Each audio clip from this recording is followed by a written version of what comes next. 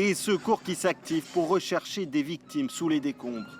C'est ici qu'a été retrouvé le corps d'une journaliste libanaise, Amal Khalil, dans cette ville du sud du Liban, après une frappe israélienne. Un bombardement dénoncé par les autorités libanaises.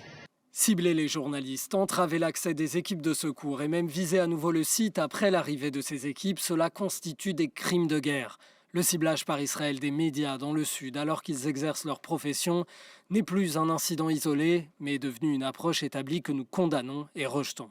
Amal Khalil travaillait pour le journal Al-Akbar, un quotidien pro-Hezbollah.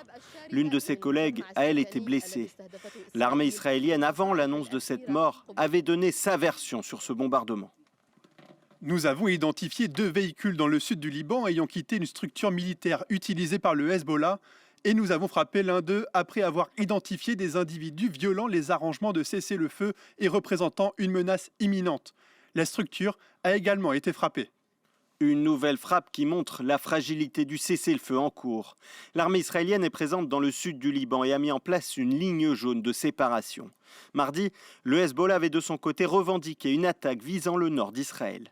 C'est dans ces conditions qu'une deuxième session de pourparlers va se tenir ce jeudi à Washington entre les ambassadeurs israéliens et libanais. Beyrouth va demander une extension d'1 mois du cessez-le-feu censé prendre fin dimanche. Le gouvernement israélien met en avant ses conditions pour améliorer les relations entre les deux pays. Je lance un appel au gouvernement du Liban. Travaillons ensemble contre l'État terroriste que le Hezbollah a construit sur votre territoire. Ces négociations seront de nouveau encadrées par Marco Rubio, le secrétaire d'État américain, qui avait qualifié d'historique cette reprise du dialogue entre les deux pays.